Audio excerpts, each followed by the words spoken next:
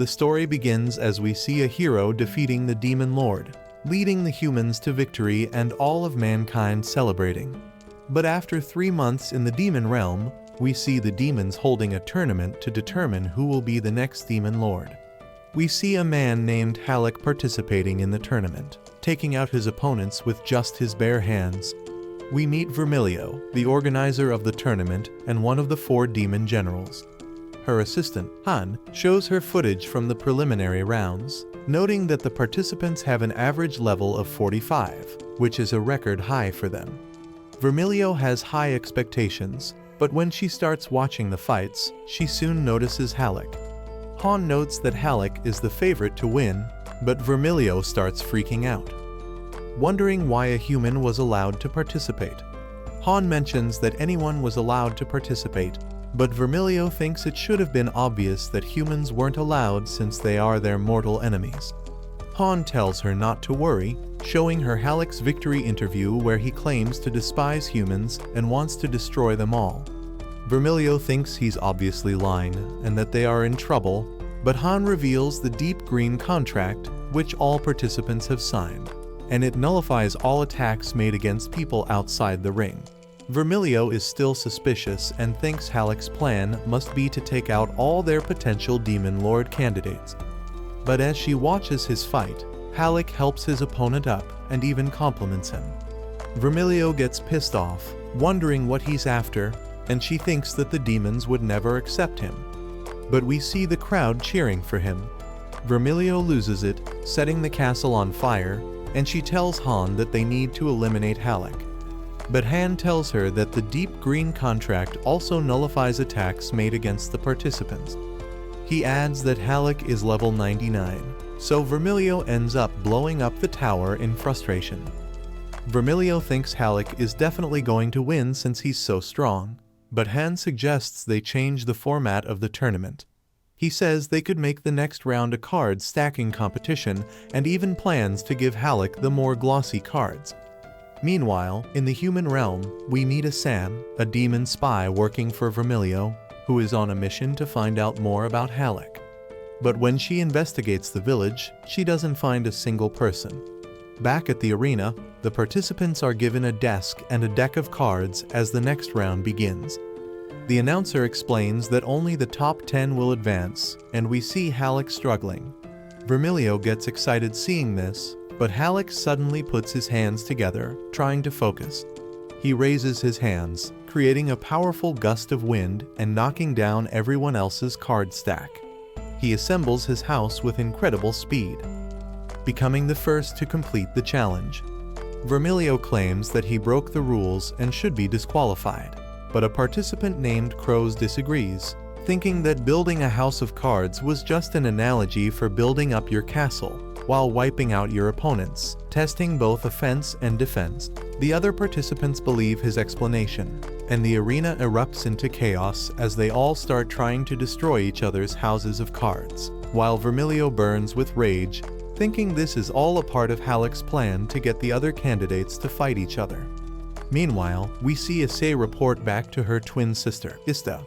We learn that the sisters possess a special ability to telepathically communicate through fulfilling the condition that they both drink coffee. Asa wonders about the tournament, and we see that Helck is dominating every contest despite Vermilio's attempts to make him lose. Vermilio decides to disguise herself as one of the judges so she can deliberately lower his score. But it's a cooking round, and Helck prepares an amazing dessert. As Vermilio tastes it, she is just unable to resist and gives him a perfect score, allowing Helck to move on to the semifinals. We see Helck messing around with Crows, refusing to show him a picture, while Hora, one of the other candidates, thinks they're both idiots. Crows manages to grab the picture, and we see it's Helck with his brother. Meanwhile, Ista reports to Vermilio the information her sister has gathered, and it turns out Helck has a huge bounty on his head and is considered the worst criminal in all of human history because he killed his own brother, who was the hero that defeated the Demon Lord. Ista goes on to mention that her sister visited 3 towns, and all of them were abandoned. But at that moment, Ham frantically rushes in and reports that Castle Urum has fallen. Vermilio thinks the humans are responsible, But Han tells her that Urum was attacked by strange winged knights, and that the Lord sacrificed himself to save his people. Vermilio and Ista become worried that the humans may know about their capital and that they might be attacked next. Vermilio is determined to get rid of Helck, and we learn that they've planned a race as the next contest. Han tells her that he has prepared a unique steed for Helck. The participants enter the arena on their steeds, and we see that Helck is mounted on a small, adorable beast. Vermilio worries that this might cause Helck's popularity to spike, and we see that the audience cheers for Helck even more. The announcer, named Rocco, explains that there are several traps on the course, and the first 4 racers to arrive back in the arena will move to the finals. The race begins, and all the participants start off, leaving Helck behind. Helck struggles to get his steed to move, as Haith thinks that the management screwed Helck over on purpose. Helck gets off his steed as the front runners enter the obstacle course. He tries to encourage it and inspires it with motivational words. We see the other racers going through the obstacle while many get taken up by the traps, as we learn Han and made it extra hard to make sure they get rid of Helck. Kiera tries to take out Crows, who is in the lead, and Han is certain that the next Demon Lord will be one of them. Helck suddenly zooms across the track, and we see that he is running along his steed. Vermilio urges that he be disqualified for cheating, but Han says they can't do it, assuring her that the obstacle course will take him out. But Helck overcomes the obstacle course with ease, breaking the traps in the process and annoying Vermilio. They panic, thinking the suspension bridge might be a good way to make Helck lose the race, so they plan to rig the bridge to explode when Hell is in the middle of it and cover the rest in oil to make him slip. However, as the staff is rigging the bridge, one of them slips on the oil and crashes into the explosives, causing the bridge to explode prematurely. Vermilio is furious, telling Han that the plan wouldn't work unless the bridge explodes while Helck is on it. True to her word, Helck leaps all the way across to the other side, and we see that he is now carrying his mount. Alec quickly closes the gap and runs past the front runners. Kinos is inspired by Alec's speed, so he gets off his horse, claiming he has the fastest legs in the Empire, and he sprints ahead. Kenrose closes the gap with Helck, and the two race toward the finish line. It's a close call, but Hell manages to take the win. Hell praises Crows, and the crowd cheers for them as they celebrate. Ista enters the office with news and tells Vermilio what the reconnaissance squadron reported back. We learn that they sent spies into Castle Urum, but the spies didn't see any humans in the castle. The squadron also reported that there were 103 Y Knights in the castle along with their leader. Vermilio is surprised that the Knights captured Urum despite their small numbers. The Wing Knights are a mystery to them, but she is convinced that they are from the human realm. As she tries to figure out what to do, Audra, one of the other 4 demon generals, appears. We learn that Vermilio is filling in for Audra because he was badly injured. Audra tries to propose an idea but collapses midway. However, he continues on and suggests that the final match of the tournament be to retake Castle Urum, saying that this way they can kill 2 birds with 1 stone. Vermilio does not trust Helck, and Audra tells her that his idea will reveal Hell's real motivations, saying they need to know if Helck is a threat. Vermilio asks him what they would do if Helck turns out to be a threat, as she is worried that Helck will turn on them during the battle. Audra pulls out a deep green ring from his sleeve and explains that it will prevent the competitors from harming one another.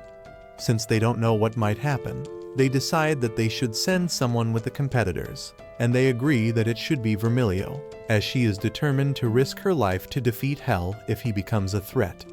5 days later, we see the 4 competitors put on their deep green rings as Rocco explains the mission. She tells them that one of the management staff will be responsible for keeping them safe, introducing them to Anna, who is actually Vermilio in disguise. Vermilio gives a short speech, and Hora thinks that she looks familiar. Hell looks at her and recognizes her as the judge from the cooking contest, and she reluctantly shakes his hand. We see Issei in a field deep inside the human realm as she compares it to the Empire. We learn that the Empire is covered in an invisible toxin, and all the people live there, inside a barrier to stay safe. Meanwhile, Vermilio and the 4 competitors leave for Castle Urum as Asa also embarks on her journey. It dispatches several bug-like creatures, but even more monsters appear around them. Kenrose explains that the monster bugs were created by the toxin covering the land. A horde charges at Hera as she slices through the monsters. We meet Dorch, the 4th finalist, as he offers to help, saying he can take care of all the monsters at once. He explains that if he eats beans, he can create an extremely strong barrier. He eats a bean, and powerful energy starts to radiate from him. As the monsters get closer, Vermilio asks how long the barrier takes to activate and is shocked when Dorch tells her it takes 30 minutes. Realizing that 30 minutes would be far too long, she uses her powers to incinerate the monsters. Seeing the display of power, Hera's suspicions are confirmed. They arrive at a rest area that's protected by a barrier, where Vilya notices that Helck is not exhausted like the others. She wonders if he has incredible stamina or if he is immune to the toxin. In a separate room, Kenrose and Hera discuss Anna. Hera thinks Anna is actually Lady Ver, saying she must be keeping tabs on Hell. At that moment, Vermilio walks past the room and overhears their conversation.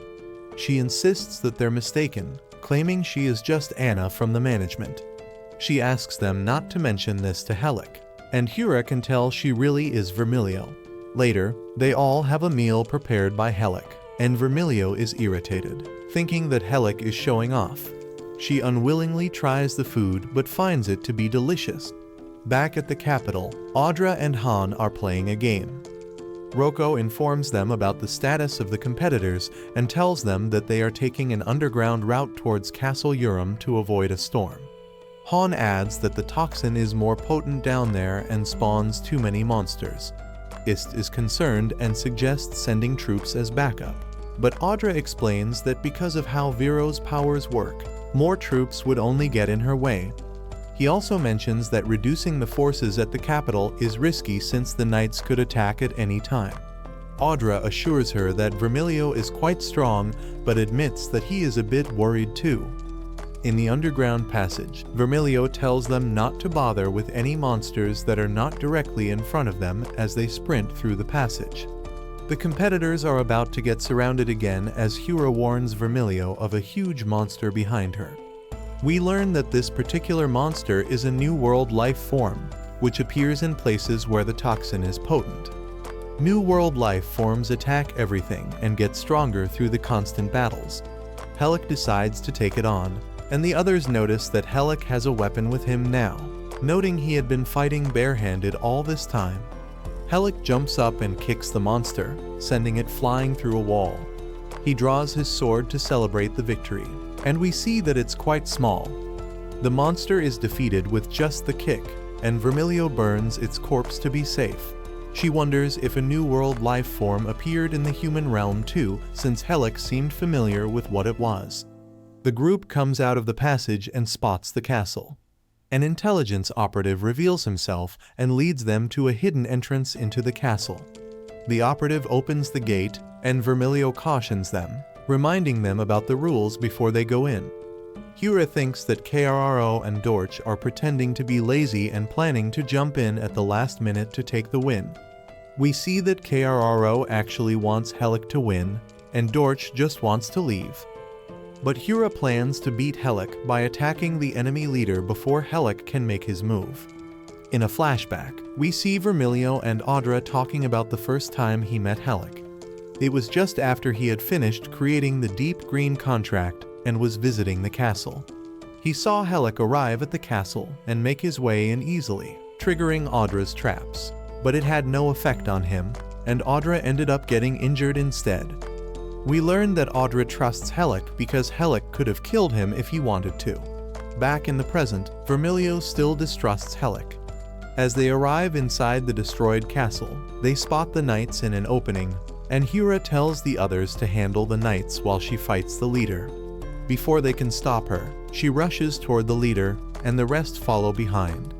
They fight off the knights, and Hera gets close to the leader when suddenly he attacks with incredible speed, slicing off her arm.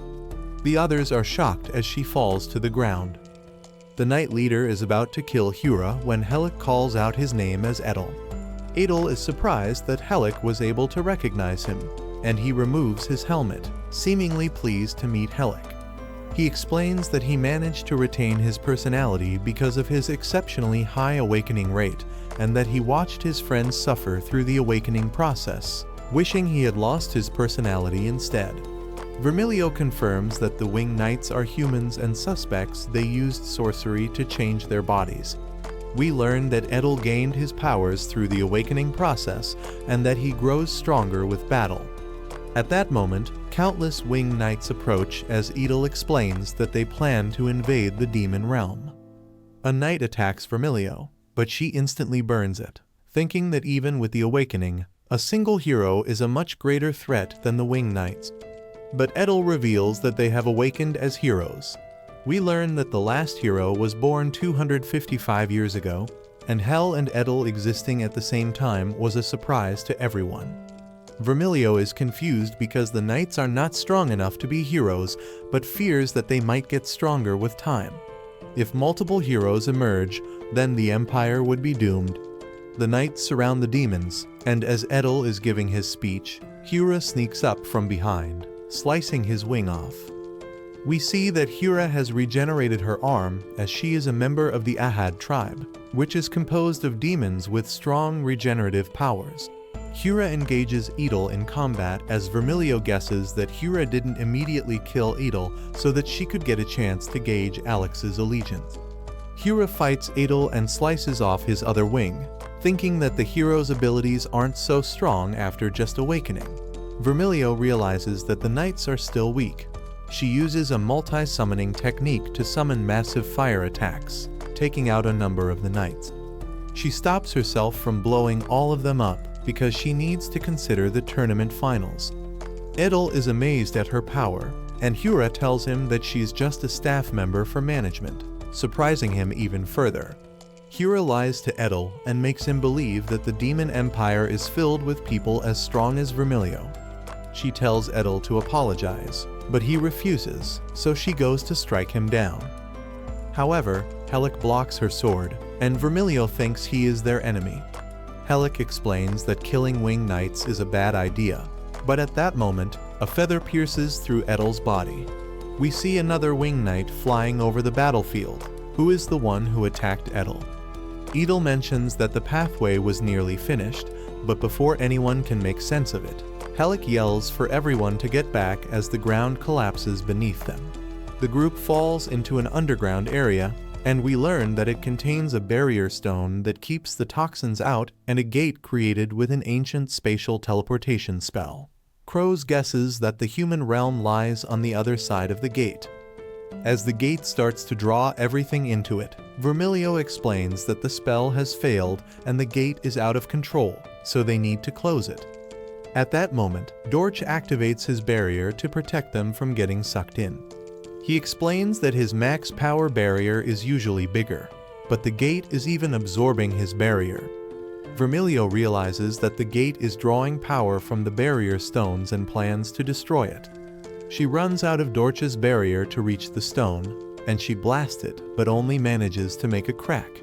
She prepares to fire again, but she gets hit by debris and is about to get sucked in.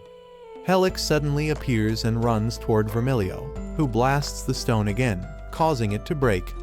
Helck grabs her hand, but they both get sucked in.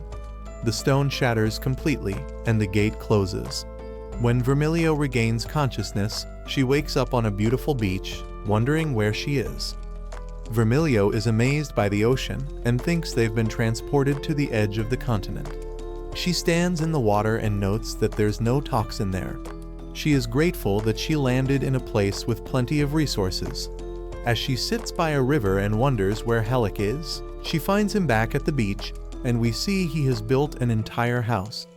A talking bird distracts Vermilio, and Helck finds her hiding in the bushes. Vermilio doesn't trust him, so she prepares for a fight. Helck explains that he built the house as a base of operations since they can't get back to the demon realm anytime soon. Helck reveals that they're on an island, and he is certain because he went around the entire area to check. Vermilio wonders if there's a way back when it suddenly starts raining. Helck and the bird run for the house, while Vermilio thinks that at least the Empire is safe from the threat of Helck. Vermilio refuses to go inside the house, but Helck ends up picking her up and taking her inside. Helck thinks they should build a boat to get off the island. Vermilio panics, thinking she can't let Helck go back to the demon realm, but has a change of heart when she realizes that Helck has had plenty of opportunities to kill her but hasn't done it, choosing to help her instead. She wonders if Helck is truly an ally as they set out to find food. Back at the capital, Audra wonders about the hero awakening spell. He decides to send a search party to find Vermilio so she can help fight the humans. Han informs him that most of their soldiers are deployed elsewhere, making it impossible to gather a large search party. Audra tells them that they will use a locator spell to find her, explaining that the spell is a safety measure that will let them track her location. Han says that they need something belonging to Vermilio to perform the spell. Audra admits that he tried to take some of Vermilio's hair when she cut it but failed. Ista tells them that she kept some of Vermilio's hair as part of a custom. They lay out a map and use the hair in a wooden figure to perform the spell. The wooden figure moves off the map, suggesting that Vermilio is not on the continent. Back on the island, Vermilio is fishing on a rock as she ponders whether she should simply ask Helck about his motive, but imagines that if he reveals himself as the enemy and they fight, she would lose. The talking bird tells her that she has caught a fish, and Vermilio tries to reel it in. She struggles against a small fish, and the line ends up breaking. Helck dives into the water to help catch the fish, but brings back a completely different animal. Vermilio wakes up in the house the next morning and is still unsure of what she should do. A strange man arrives at the door with a half-eaten breakfast. He tells Vermilio that the village chief had sent it for her, and she is surprised that there is a village on the island. Vermilio asks the man to take her to the village, so he shows it to her. They walk around the village, and we learn that these people are the only ones living on the island. The talking bird finds Vermilio and clings to her, informing her that Helck is out trying to build a boat. She rushes to find him before he escapes the island and spots him in the forest. She watches as Helck exudes a strong aura before chopping down multiple trees with a single blow. He ends up breaking his axe and continues chopping down trees with his bare hands. Vermilio and the bird try to hide behind a rock, but Helck finds them. She asks him if he has any new information and is relieved to find that he doesn't. She spots something on a nearby beach and rushes out to discover the ruins of an ancient castle. Helck tells her that they are everywhere and guesses the island may have been prosperous at some point. Helck quickly builds the boat, and Vermilio remarks that the quality of his work is lower than usual. At that moment, the village chief shows up, seemingly upset, and tells them that they need to talk. The village chief leads them into the forest, and they follow him cautiously. They are later surrounded, and the chief reveals that he's brought them to a welcome party. Vermilio admits that she is surprised and appreciates the warm welcome. We learn that Helck has been exchanging his services for supplies from the village to care for Vermilio. The village chief tells Vermilio about the Great Witch, saying she could help them find their way back to the continent. We learn that the Great Witch lives on a mountain and has a wealth of knowledge. Vermilio wants to meet her, but the chief tells her that it's not possible because the mountain is protected by a magical barrier. Vermilio spends the day with the villagers, waiting for the Great Witch to come down from the mountain. She tells Helck that she is mentally exhausted because of the villagers but appreciates their kindness. Helck compares them to the demons, but Vermilio tells him that demons are evil, mentioning a barbarian tribe that eats people along with other tribes in the Empire. Vermilio asks Helck why he saved her, and he replies that he did it because she was his friend, and that he was grateful that the demons even accepted a human like him. Helck reveals that all his old human friends had become enemies and that he had been all alone. Vermilio asks Helck if Edel was his friend, and Helck confirms this, saying that Edel was a great person. They head back into the house, and Vermilio asks Helck what he would do when they return, and if he would truly fight the knights, knowing they were his old friends. But he says he has a score to settle. He explains that once a human is awakened, they are no longer human but simply a weapon that follows the king's orders, and Helck fears they will attack every other race if they aren't stopped. Back at Castle Urum, we see the other competitors fending off monsters, waiting for the management staff to arrive when suddenly more winged knights show up. They talk amongst themselves, and Hura thinks that these knights have high awakening rates because they are able to speak. Hura tells them that Edel told them everything, so one of the knights asks her if she knows their end goal, asking her where their boss is. Hura attacks him, but it gets blocked, and she shifts her attention to their archer. A third knight blasts her with a fireball, and she retreats as more knights appear. Hura and Dorch plan to fend off the knights and allow Camrose to escape so he can tell the management staff what happened. A voice echoes through the chamber, telling them to stop, and we see Ista and Han appear. Ista jumps down to protect them, slicing through the knights while Han puts up a barrier for protection. Ista tells them they brought help, and they all make a run for it. The knights chase them to a different area, and they become surrounded. At that moment, Audra arrives with Roko. The knights are wary of Audra, sensing his power, but one of them insults him, causing him to get angry. We learn that Audra is worried about people fearing him, so he tries to hide his anger. He urges the humans to leave and suggests that they learn to coexist and avoid fighting. The humans are appalled at the suggestion, but Audra tells them that they have coexisted peacefully in the past. During his exposition, a knight attacks him, revealing that they were ordered by the king. Audra realizes that he has no choice. He unleashes his power as giant vines emerge from the ground, instantly defeating and capturing all of the knights. The humans think that he must be the boss, but Audra tells them that he is just one of the 4 generals. The group is stunned by Audra's power, and we learn that he can manipulate any tree in the Demon Empire, and that he considers himself to be the weakest of the 4 demon generals. Audra tells the captured knight that he is just another citizen, and that the castles they destroyed were just 2 of many, making the knight think that defeating the demons would be a lot harder than he thought. Audra urges them to surrender, and the knight remarks that he doesn't sound like a demon, since they thought the demons were supposed to be evil. He senses a presence, and an arrow flies toward Audra, but he deflects it. We see more knights shooting arrows from the castle walls, so Han puts up a barrier for protection. Ista realizes that they are aiming for the captured knights to kill them, and Hiera notes that it's just like what happened to Edel. The other knights disappear, and Audra asks the surviving knight what happened. We learn that the heroes grow stronger by accumulating experience on the battlefield, and that they are going to endlessly attack the Demon Empire until they are stronger than all of them. The knight lifts his sword as he says that heroes don't die and are born over and over again. He takes his own life, and the knights' corpses disappear from the battlefield. We see them get resurrected inside a castle in a human realm, where we meet the human king who tells the knights how evil the demons are. We see Asas spying in the castle, confused when she sees the knights magically spawn. She suspects the knights are preparing for a war council as they all fly off again. Back at the battlefield, Audra shows appreciation for the others as Han sets up a barrier using a stone to protect them from the toxin.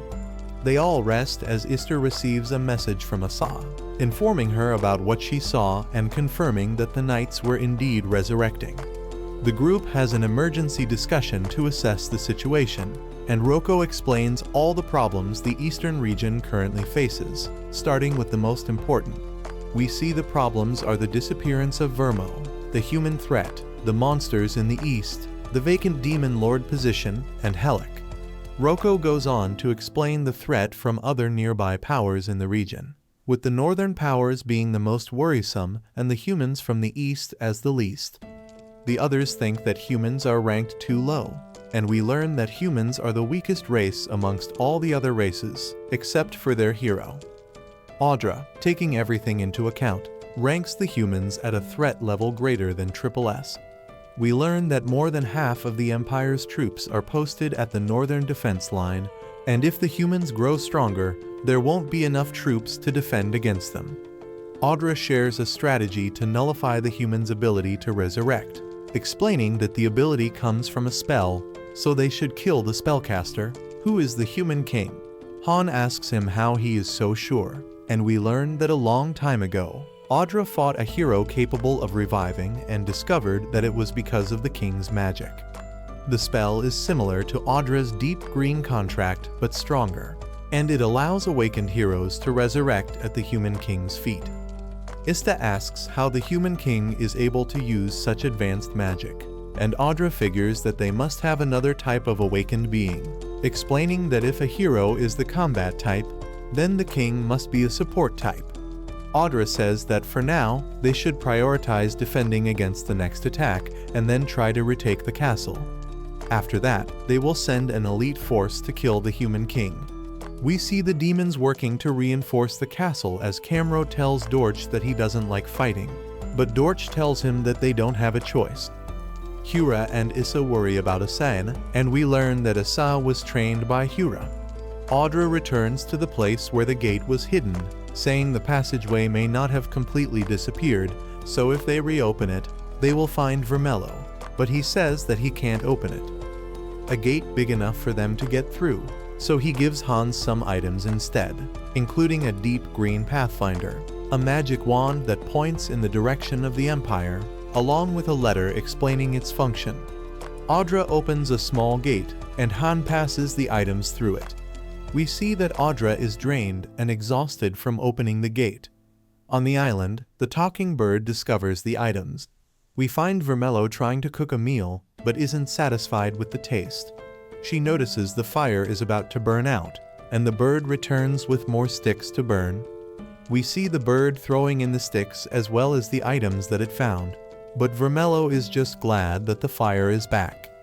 After everything Helck has told her about his past, Vermilio sees him in a new light and is no longer suspicious of him. She is interrupted when a villager comes up to inform her of the Great Witch's arrival at the village.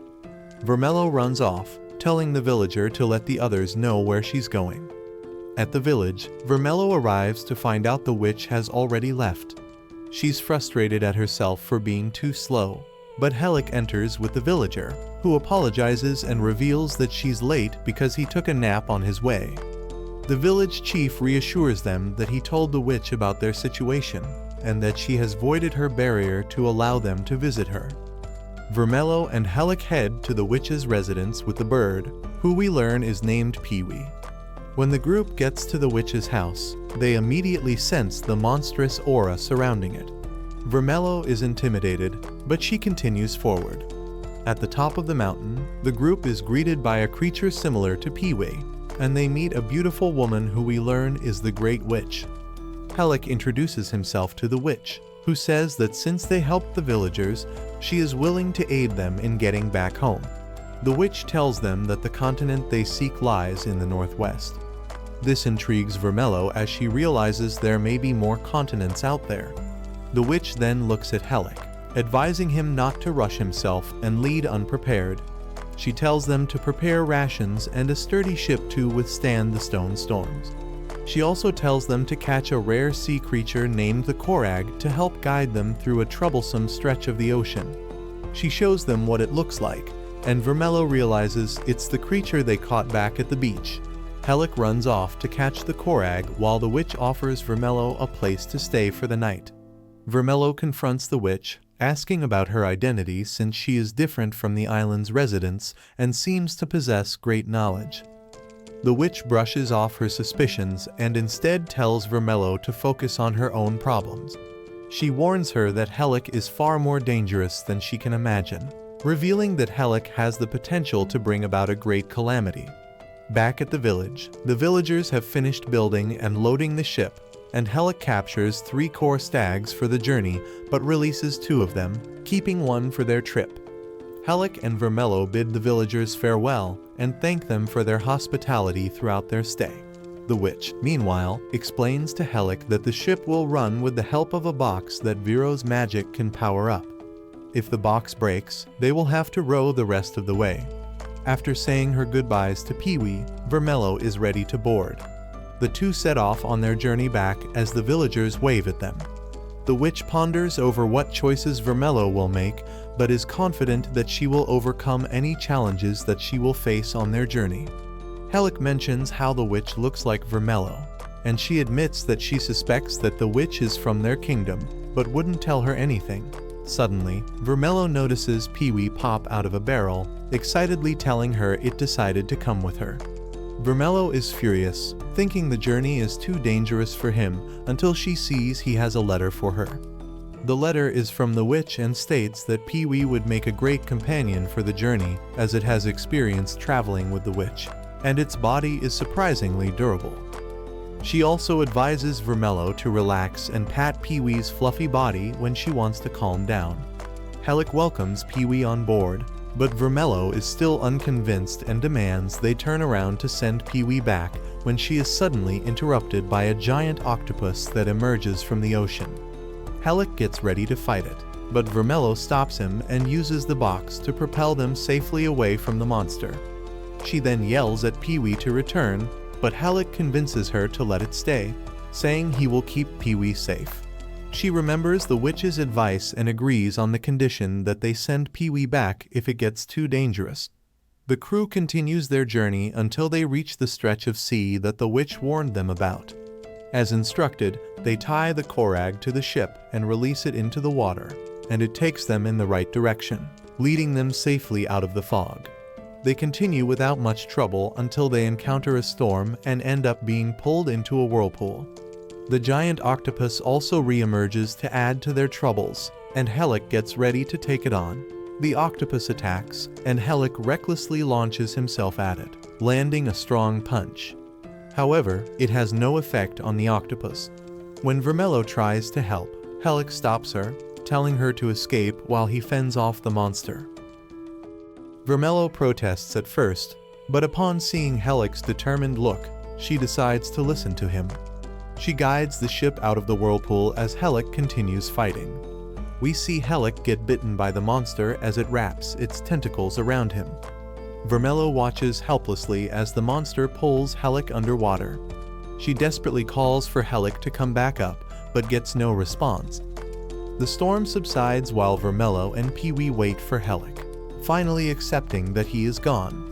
Vermilio notices the continent in the distance and arrives at the shore only to find Helck, who somehow survived and made it to the continent before her. Helck apologizes and explains that when he got sucked into the whirlpool after fending off the monster, he tried to escape and found his way to the continent. Vermilio yells at Helck for his recklessness, but expresses her appreciation towards him for risking his life for them. She then forbids him from making any solo moves and storms off toward the ship to start unloading. They get their stuff, release the core stag into the sea, and then head further into the continent in search of a village where they can get a map.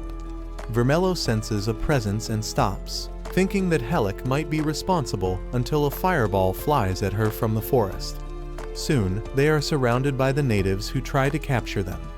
Vermilio notices they are weak and timid and decides to comply with them. The barbarians shack them with wooden cuffs and lead them to their home. Vermilio notices how the place and its people are in rough shape. The captors explain that the kingdom of On used to be peaceful and thriving, but was brought down by only 50 barbarians from the Tufan tribe. We learn that the Tufan tribe suddenly powered up, and their king gained unimaginable power. The Tufan tribe took over and cursed the Ons to look like monsters. They force the tribe into heavy labor and mercilessly punish anyone who doesn't meet the quota by making them find more slaves. Vermilio realizes they captured her group for the same reason and calls them despicable. The heir, Lean, admits it's wrong, but he is desperate to protect his friends.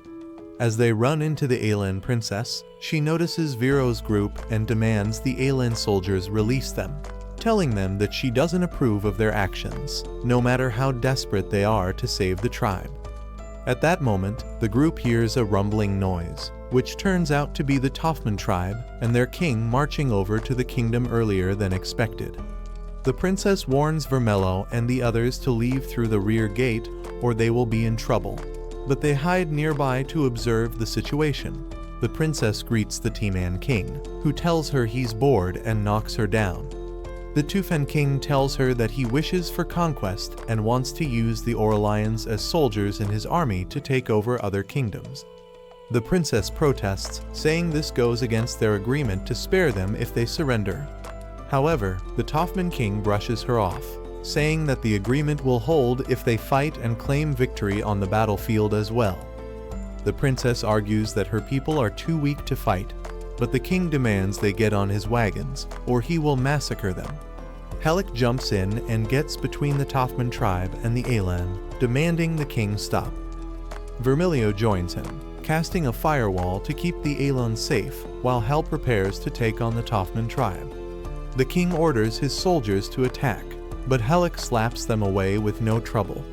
Frustrated at his soldiers being useless against Helck, the Tufan king takes matters into his own hands and faces Helck.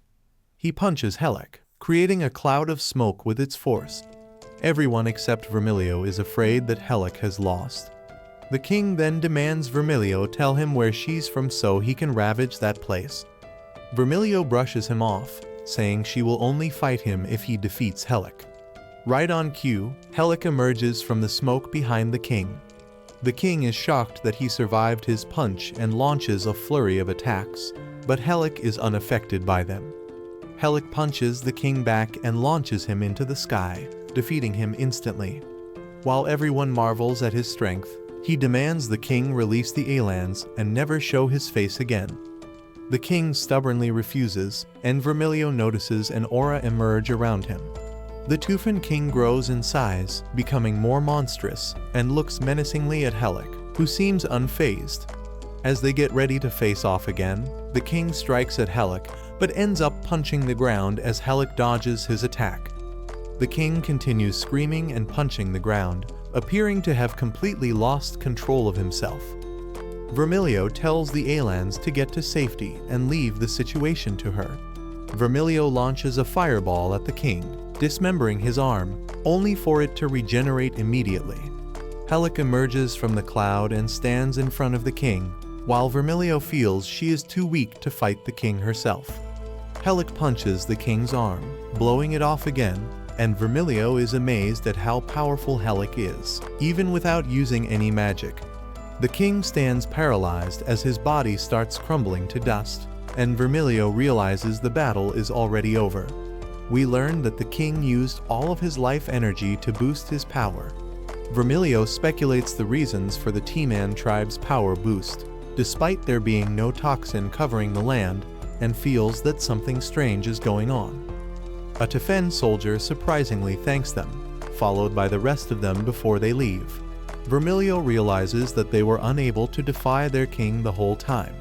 Suddenly, all the Elans, having been freed from the curse, start glowing and transforming back to their original forms. The princess announces the end of the T-Man tribe's rule and bows to thank Helck and Vero. The princess asks them for their names so her kingdom can remember their heroic deeds in songs and tales, and Pee-wee excitedly tells them.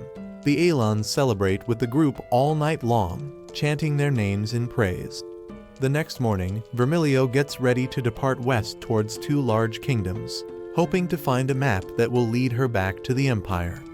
As Helck waves at the Elans who wish them a safe journey ahead, a passing traveler informs them that the two kingdoms were destroyed after a violent war. He points them toward another town in the distance where they can learn more about the war. In the small town, the group encounters a mysterious lady by a fountain, singing about a hero named Angus, so they assume she is one of the survivors of the ruined kingdoms. They find a map seller with a map of the Empire, but he demands 50,000 len for it. Vermilio requests that the shopkeeper hold on to the map while they arrange the money. They sell off the crystals they received from the Elan princess, which only nets them 25,000 of the 50,000 len they need for the map. The two start thinking of ways to earn money quickly when suddenly they hear a person announce that there is a cooking competition with 30,000 len as the prize money. Vermilio realizes that Helck can win with his skills, so she signs them up for the contest. Another contestant named Helck joins in, and we learn he is the undefeated champion of the cooking contest.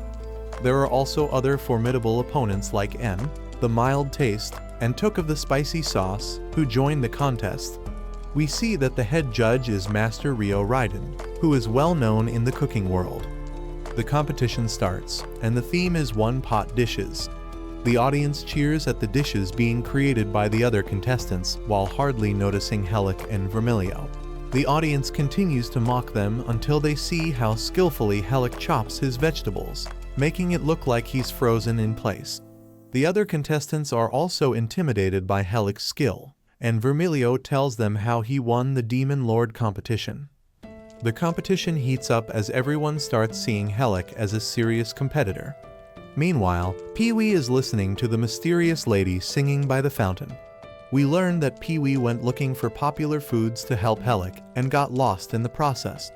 The lady offers to help Pee-wee find the others at the competition. It is time to taste and judge the dishes. All the contestants are confident in their dishes, making Vermilio nervous. Rio starts tasting the dishes. He scores Took's and Mooney's dishes 70 points each and Helck's dish 98 points.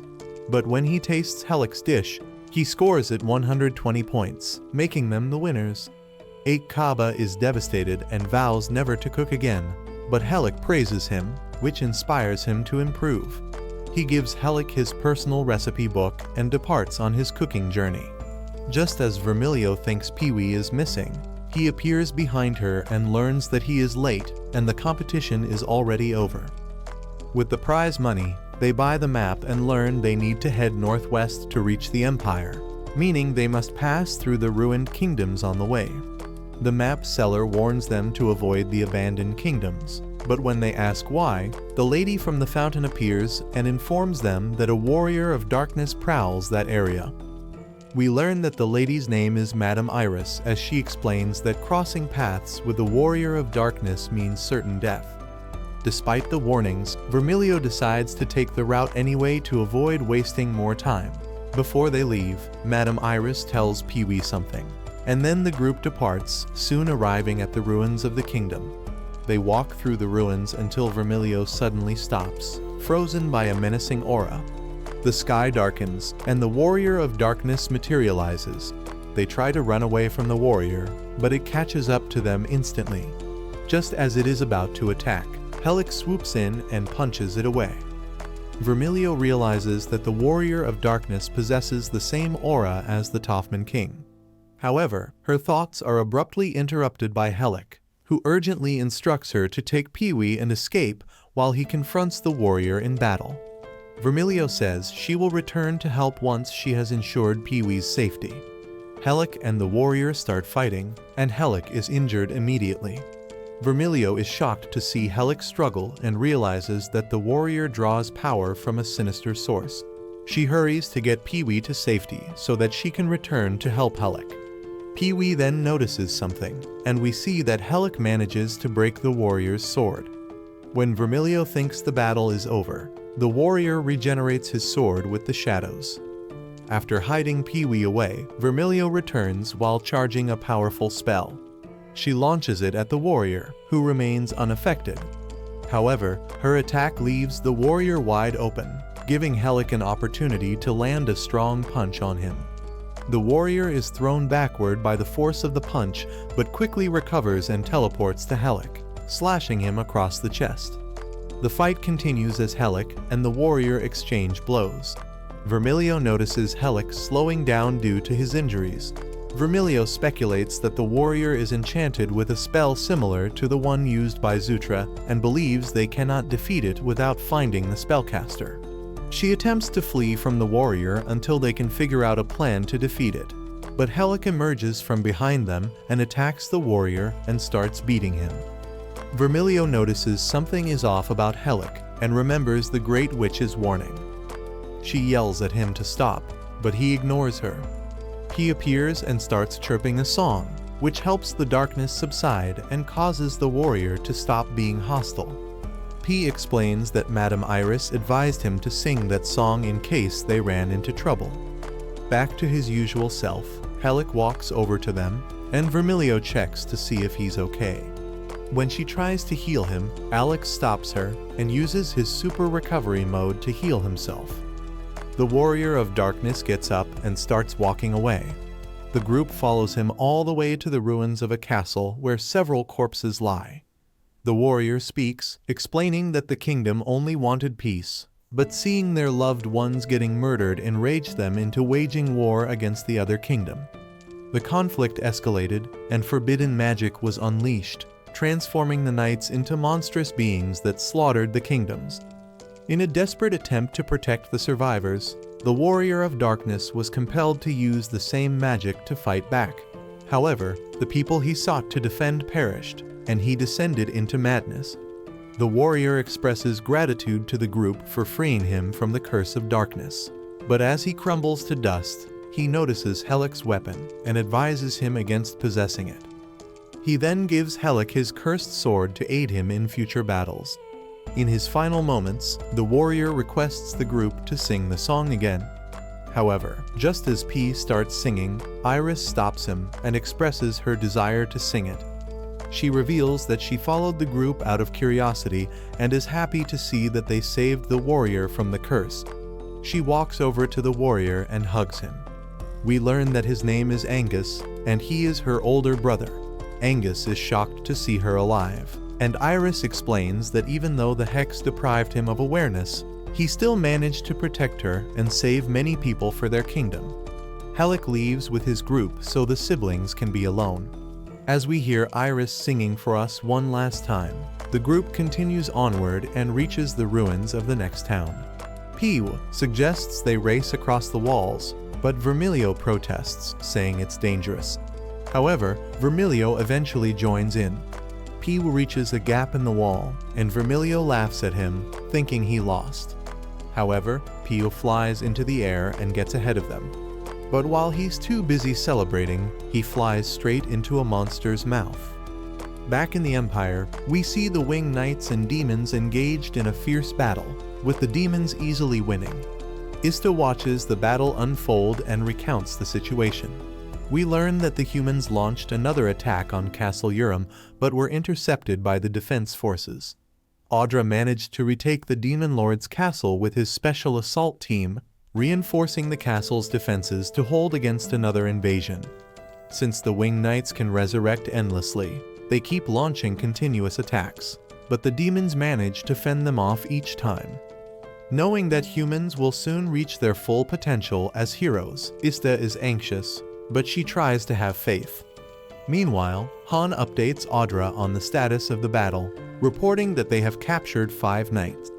However, capturing more is difficult since they have countermeasures to avoid being captured alive, and Audra admits that the plan to capture the knights is not paying off well.